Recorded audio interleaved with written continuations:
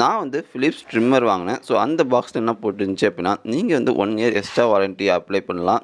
அதுக்கு வந்து நீங்க வெப்சைட்ல போய்ட்டு ரிஜிஸ்டர் பண்ணணும்னு சொல்லியிருந்தாங்க. ஸோ நானும் பார்த்தீங்க அப்படின்னா Philips வெப்சைட்டுக்கு வந்திருக்கேன்.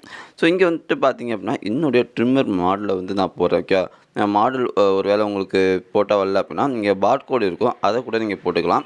ஸோ நான் பார்த்தீங்கன்னா பார்கோட் நம்பர் தான் போடுறேன். ஸோ என்னுடைய ப்ராடக்ட் பார்த்தீங்கன்னா இங்க காமிக்குது. ஸோ இந்த ட்ரிம்மர் தான் வாங்கியிருக்கேன். BT3101.